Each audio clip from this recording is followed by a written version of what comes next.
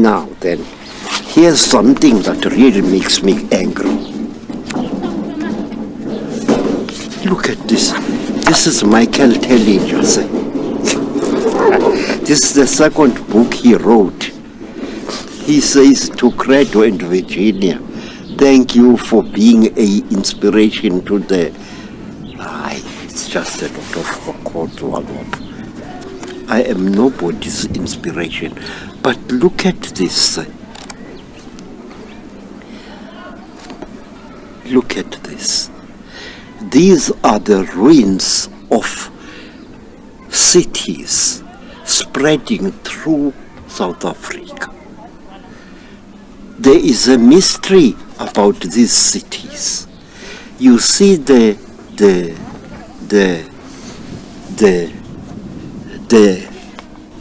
walls, but what is the mystery? There are no gates in all these walls. Roads like this one, and bang, nowhere. Why? Again, look at this one. This one is on the border between Let's just let the camera see it. the Free State and Lesotho. And these are walls with no gates? Yes. No entrances? No. Why? That's the greatest mystery of all, Mr. David. These ancient people say, could tame African elephants. That woman, Kandake, she used to capture 30 or more slave women, black, making slaves of black. And this, she used to feed human milk to little baby elephants. Mr. David, the African elephant can be tamed if you bring it up on human milk. To say that the elephant is untamable is bullshit.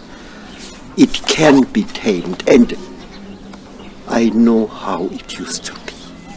And what is it about that book that makes you angry? Sir, you said that made you angry. This book. No. The orange one. The book that you're holding. This Temples one. of the African Gods. You said that Tellinger's book made you angry. Look at this. Look at this. You know what this is? This is a wall seen from the air, and the shape of it is Ubuntu. This white man doesn't know. He says, listen to this. He says, and there is a distinct example of the Om shape here. Bullshit. Sir. This is how the ancient Africans used to cast gold into necklaces. You have seen them, Mr. David. In Ireland, they are called talks. This is a talk, Ubuntu. This kind of necklace was known in Africa, and it was awarded to champions in sport. Always like this. The people who are called the Bantu, who are in the northern Transvaal, their names means people of gold, the gold processors. Look at this. The full size. Another distinct example of the Om shape. He sees Indians everywhere in the world. This is symbolic of the unity between God in heaven and the earth below. We call it Tsalo. And this white man just writes a lot of Kozwalo, really. And there is a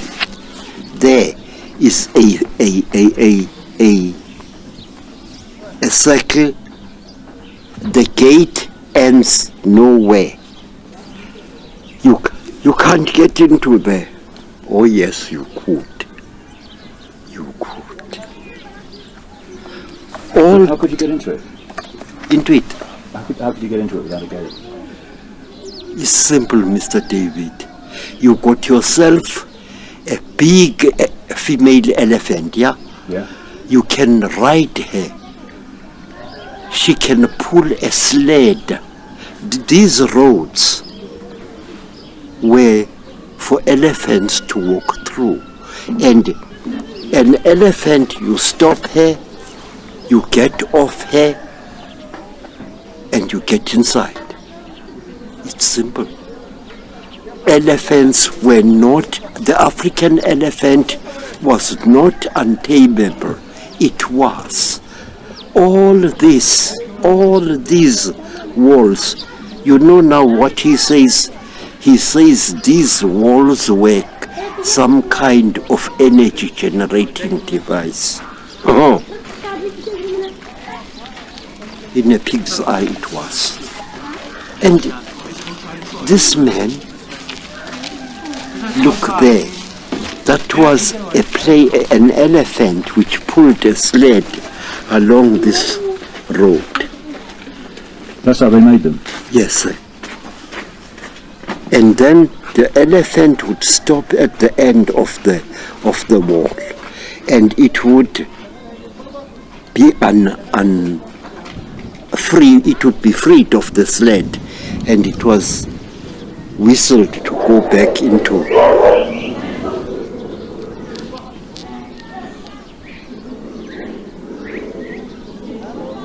Hi, Futek! Futek!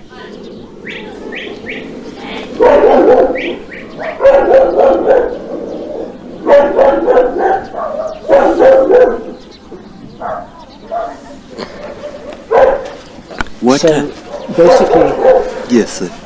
Are you saying that Micheal Tellinger's He's talking nonsense. He's talking nonsense. Micheal Tellinger. Hang on. Let's just wait till the dog's gone. Yes, sir. And then I'll ask you the question again. You know, Micheal Tellinger, sir, is a friend of a white man who hates black people like poison. You cannot be a scientist if you are a racist. You will never judge. You will never know.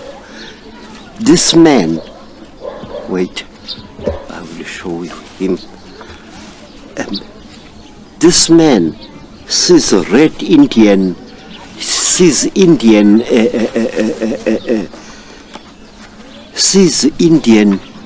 influence in black Africa at every corner. He is a racist who thinks that black people are stupid monkeys. All this, look at he shows how wide and deep the roadways were. Someone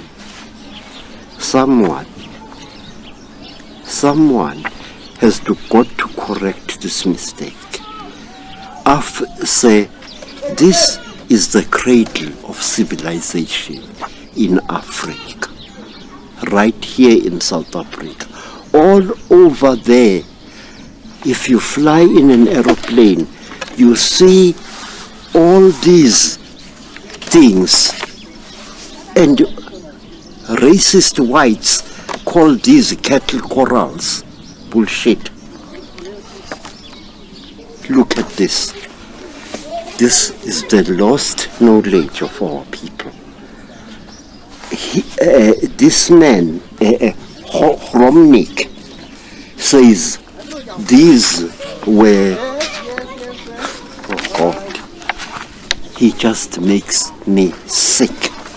This is the great truth about Africa, sir. This, honorable ones, is where the star people came down. Look at this. Look at this. What does this suggest to you? Come on, sir.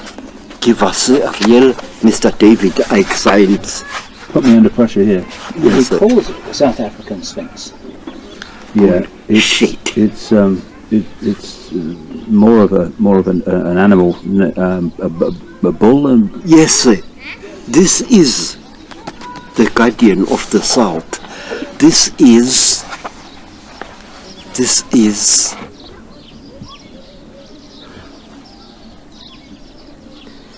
This is Ningizimu in Zulu, the bull who guards the South. In ancient Phoenician, this entity was called Ningish Zida. He was the god who guarded the southern regions of the world. And here is something, honorable ones. He rightly points out the alignment of these things, and then this is not a lion. A lion doesn't have a huge hump like this at the back. This is a Brahman bull. On the back of this bull, sir, rituals were performed as recently as 1941. A female Sangoma and a male Sangoma used to ritually mate on the back of this creature to unite heaven and earth. I saw it being done. I know that you have spoken Yes. and met with Micheal Tellinger about his work. What did he say when you talked to him about these things? You know, sir,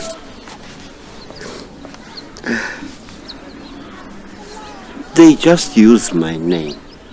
My name is a commodity to them. This man,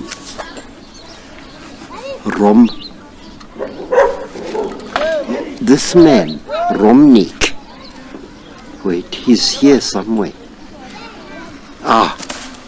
You see this, sir? This is a huge plate of rock. And on this plate of rock are writings of how the star people descended to earth. It's right here in South Africa. whereabouts? See, Whereabouts? Whereabouts in South Africa? I tell you, Rickops is a land near Kimberley. Not that far from here, then. No. What is it saying about the story of the Star People? You see these things, eh? That one, this one, this. Yeah. That's a mothership, sir. And wait, it tells over hundreds of years this incredible record by a civilization that started in South Africa. This is what the Egyptians call, oh man, the Egyptians call this thing, say, a ben-ben. And Africans call it mbembenunu. It's like a pyramid. It lands and the people come out.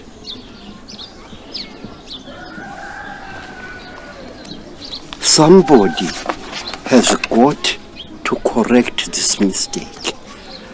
So are you saying that perhaps the pyramids are taken from the shape of the mothership, Yes, they are mbembenunu. and that's why they're that shape? Yes, and wait, just look at this. Listen to what they say here.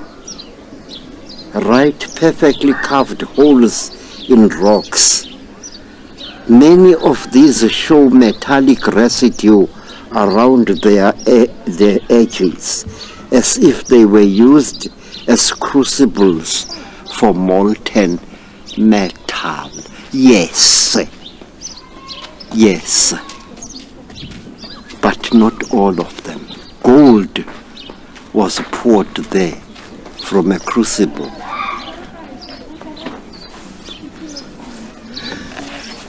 The blacksmiths of South Africa, the black men and women who mined gold, they practiced all kinds of strange rituals. They did not cook food in pots, Mr. David, Mr. Nyoni. You know what they did? I can show it to you one time if I'm still around. There is this hole in the rock. These people were very, very, very superstitious about how they handled metal. They did not use a clay pot to cook food. They filled a hole like this with water, and then they hotted up rocks, round stones, almost like these that we see the future through. They hotted these round stones, and when it was hot, you put it in the water, and you don't allow it to cool. Put it in the water, and then remove it and put another one. You can cook food beautifully by cooking it in throwing round stones into such things.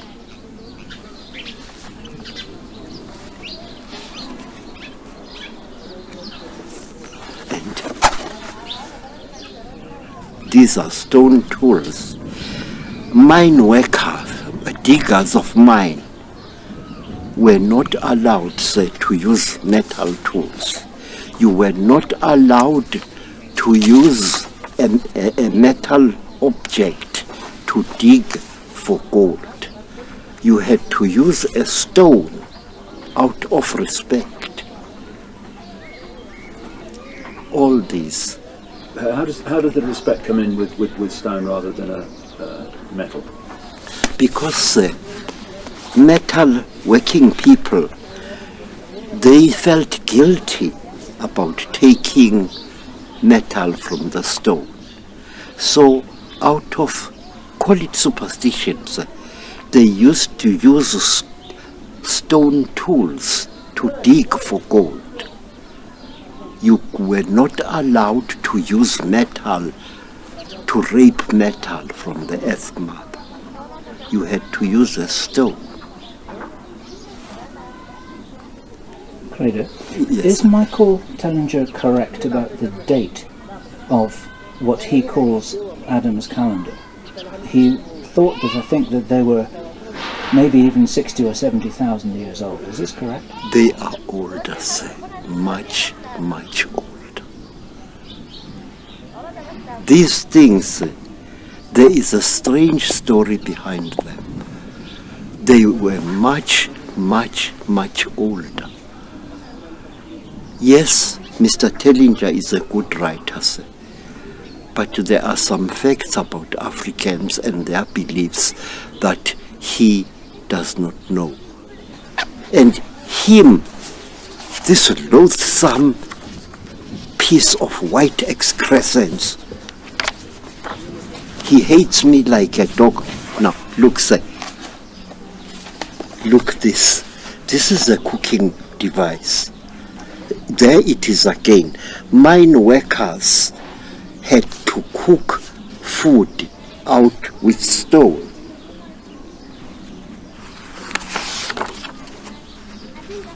There. Crucibles. Now listen to this. The Sumerian tablets tell us that the ancient people of the Abantu or Southern Africa were mining all kinds of minerals many thousands of years ago, long before conventional archaeology seems to suggest. Yes, he's right. He's dead right. Our people mined gold. And you know who did the mining, sir? No? No. Women. I knew you were going to say that. Women, yeah. Yes, sir. If a man took material from the earth mother, it was a rape. He had to die, that man. Women worked here, sir. Women mined gold and other metals in South Africa. And was that mining connected to the Star people, as Zachariah Sitchin has said in his books? Dr. Sitchin is the wisest human being I've ever had the honor to know from the East. He is dead right. He is dead right. People were obsessed with metal. They thought it was alive. That is why our name for metal, any metal, is Nzimbi. Nzimbi means the fearful object, the fearful living object. Nzi means fearful. No, Nzi means an object other than stone or wood. And Mbi means very evil, something which must be treated with respect. So you would agree that the Star people are the origin of mining for gold in this area? And Yes, sir. The Yes, people sir. were doing it for them? Yes, sir. It started in Swaziland, where I had hoped one day we would go. It started, sir, at Bomvu Ridge. The first metal that our people mined was not gold. It was copper and later gold. How far back are we going then, Credo, when the mining started? Too many thousands of years. At the time of Bantu. Bantu was the goddess, the great mother, the wife of Anu. Both words Bantu and Anu mean human beings. It's African and Sumerian, both. It was the Bantu, the children of Bantu, who mined all this and who recorded all this history. What is needed, sir? Somebody has got to put the record straight, Mr. David. This man, where is he?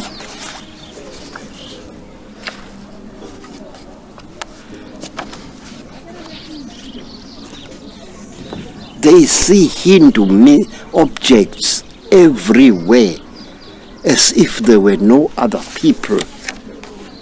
So you're saying that it wasn't that other cultures influenced Africans, but that Africans influenced other cultures? Yes, they did.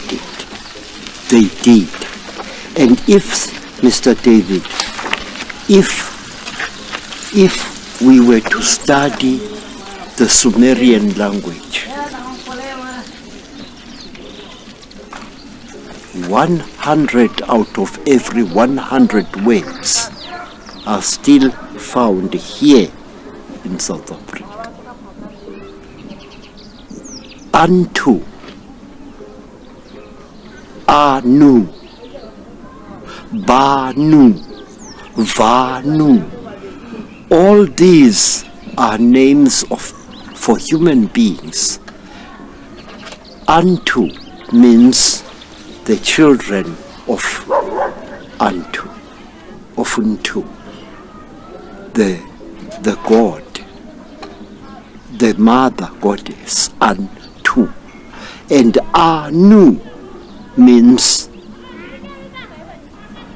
children of the god. And these gods were blacks, not white. But it doesn't matter. A god is a god is a god, and he's nasty with it too.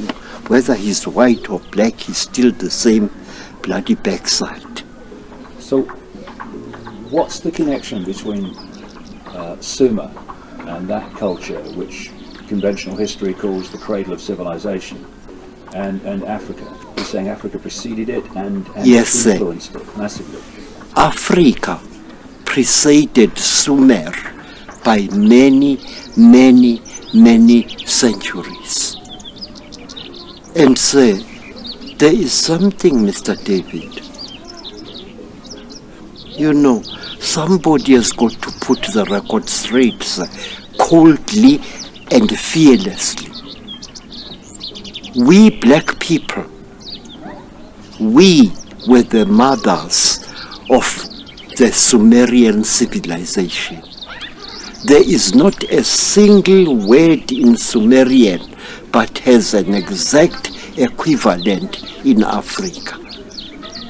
There is not a single word in ancient Egyptians but has an exact parallel in Africa. We came, and for example, they call the South, Zachariah Sitkinson repeatedly refers to the southern part of the world as the Abzu. And the truth, the right pronunciation is not Abzu as in animal zoo. No, it's Abantu. They pronounced the ZU as Tsu. And that is an African word. If we say this person is very dark-skinned, we say umnyama Tsu.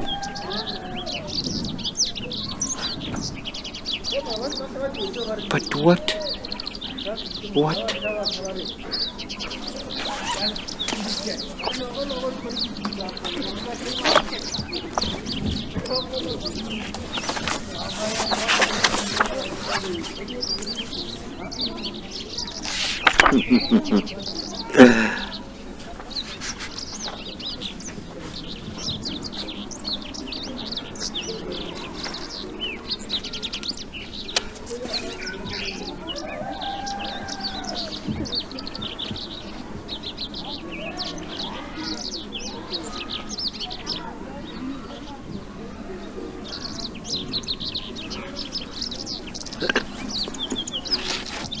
There's someone I'm looking for. Look at this. Mr. Tellinger says one of the many stone walls that still stand close to 3 meters high, a section of a large ruin with a diameter of 150 meters, a carved stone that resembles a human head stands close by as if it was part of some kind of ritual. Of course it was. That this is Anu, the great father of the human race, and he's right here in South Africa. So let's take this in kind of a sequence then, Credo. Yes, sir. You say the Star people landed in Africa. Yes, sir. They started the mines and got They enslaved the black people whom they found there. And it seems that that place on the border of Botswana, the Toledo Hills. Todilo. That's right. Yes, sir. That was the place where humanity, as we know it, was seeded. Yes, sir. Humanity landed there, directed by the great giant Todilo, the place of emerging of living animals. And from there, Yes, the knowledge and the myths and the beliefs and the language went north and eventually to Sumer in Egypt and became the yes, basis sir. of those Yes, civilizations. sir. Yes, sir. Sir, please look at this. Doctor,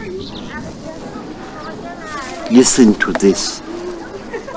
We read that the Sumerian deity Dumuzi was buried in the deep Ubuntu on the edge of a cliff on top of a mountain facing east at his father's special place. This may yet become one of the most important historical discoveries that links human prehistory and so-called mythology of the 21st century. Listen to this. His father was the Sumerian deity Enki. Bullshit. Rubbish. Gag. What is it then? So,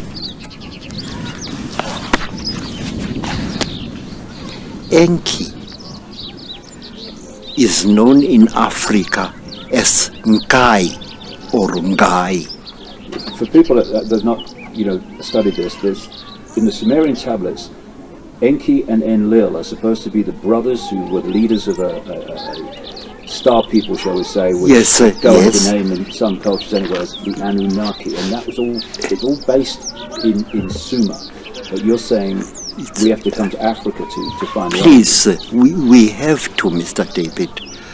We have to. At one time, I was hoping to work with scientists like Madam Brenda Sullivan. Every god was ever worshipped by the Sumerians. Every god had his origin here in Africa. His or her name was African. Let me tell you about the goddess Inanna. In the fables of the Botswana people, in the fables of all tribes in East Africa and South Africa, the name Inanna occurs again and again and again. Not only that, in Africa,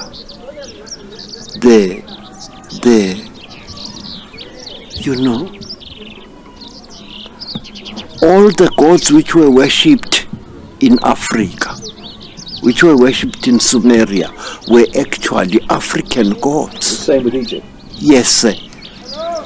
Ra, even today, amongst the Botswana people here, the name Ra means father. And the oldest warlike goddess was in Egypt, Hathor or Hathor. In South Africa, she was known as Mahato, the mother of the great footprint.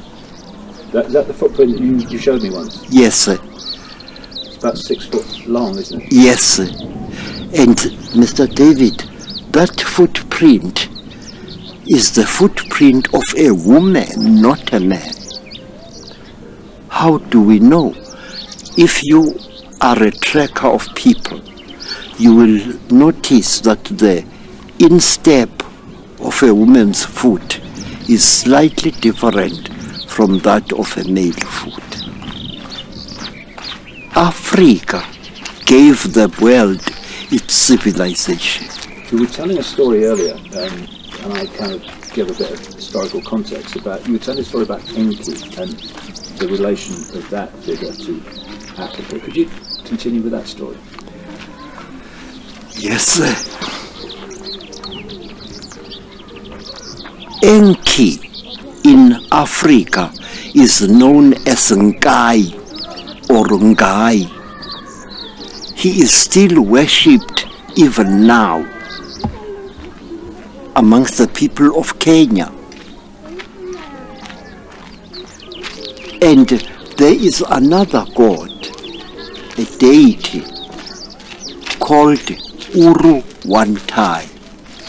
Uru means old, or grand, or majestic. Uru.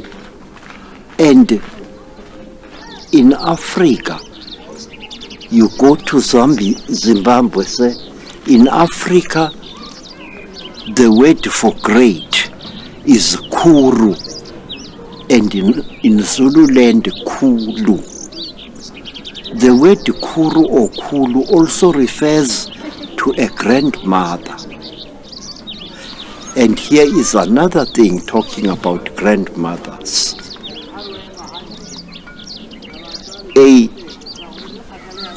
A grandmother is called Gogo in Zulu. This immediately, say, joins African language to Greek language. The word Gogo means wise, old, leading person. And the word occurs also in Greece as Gogos. Gogos means a leader. From this comes the English word Gog, as pedagogue. Do you have the equivalent of Enlil, in the Sumerian? Yes. The brother of Yes. Enki, and are they connected as brothers in African villages? Yes, they are, Mr. David. They are. The word Enlil means Lord of the voice, Lord of the command. And in the language of the Xhosa, to issue to shout or to cry out is Lila. Immediately you are talking Sumerian.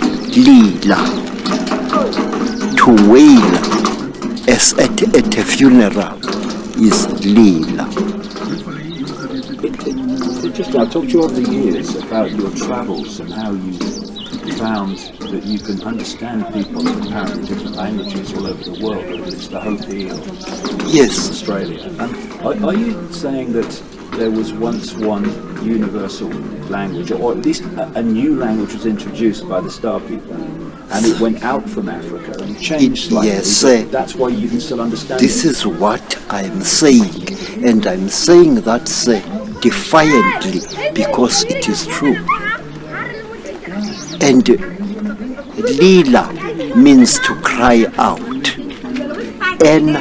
En means king, and Lil means a shout or a voice shouting. So if a god is called Enlil, it means the Lord of the commanding voice. And Enlil had a wife. Her name, wait for this, was Nina Lila. Nina means a female, And in Africa, even now, go to Zululand, what is the name for a mother in Zululand? Nina, N-I-N-A, Nina. If I say the mother of David, I say Unina ka Davida. The word Nina is the name of a female entity. I've also read, Credo, that genetic research has suggested, at least one study, that all of humanity can be traced back to a single female in Africa about 200,000 years ago, something like that. Does that fit with what you come across? Yes, sir. I had the great friend, Professor Raymond Dart, and with him we studied these things. He gave me the original words, and I could find similarities in Africa. So you think that humanity was seeded in Africa and then went out from Africa? That's yes, sir. Yes, sir. Come up with. Yes, Mr. David. Otherwise, why are there so many hundreds of Indo-European words in the African language even now?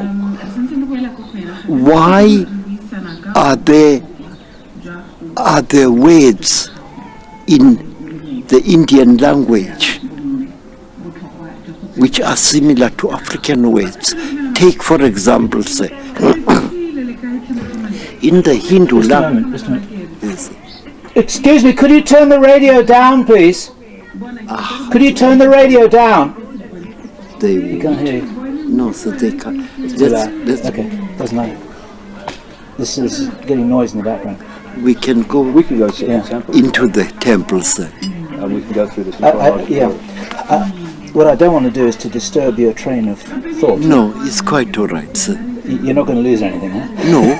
What I'll do is I'll ask questions that would go before this. We can just you can just cut to the next to this, and then I'll throw some. This is amazing, see, because Micheal Tellinger's interpretations of what's happening in South Africa are going out all over the world, and it seems like no one is hearing your voice. And what I don't understand is, I know that you've met with Tellinger. Did he not listen to you, or did he not answer the He right just questions? used me, sir, as they all do. I am the most used nigger in South Africa. Did you tell him, Credo, the sort of things you just told us? Yes, sir. Now this man here,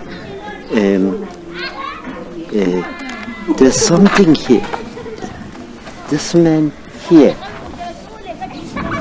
he rejected me out of hand in the days when I was working with Brenda Sullivan.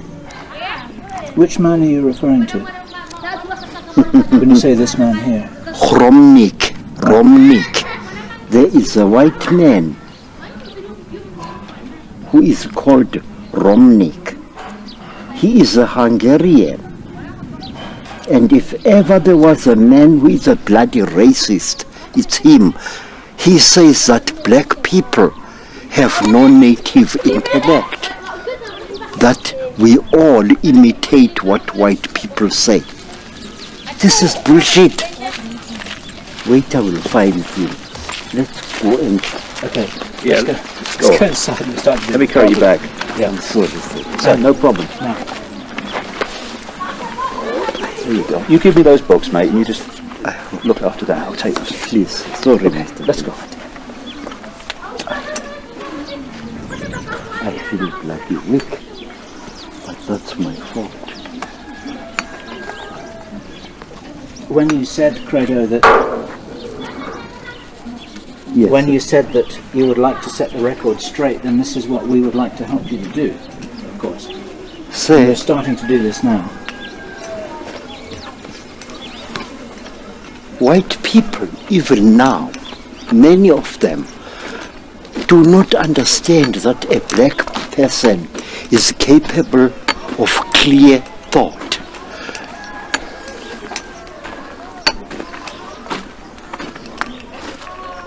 We are despised in a way that is our best defense.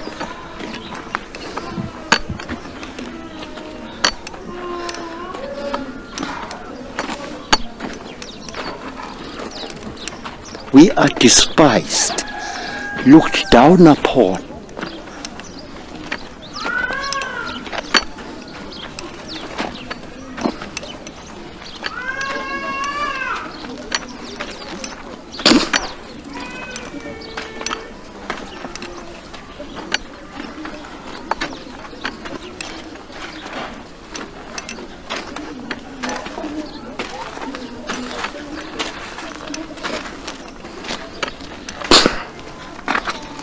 If there is a message that you wanted to give to Micheal Tellinger now, He won't listen.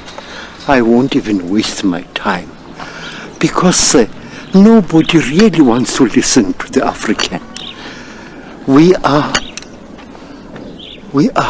called apes, unthinking monkeys, but that is much to our advantage. Some of the greatest black leaders in African history often used to play stupid in order to protect themselves. The man who killed Shaka used to behave like an idiot. He used to wear his loin skin back to front and wrong side out. And Shaka despised him. It was exactly like Brutus, the one who really shoved it into Julius Caesar.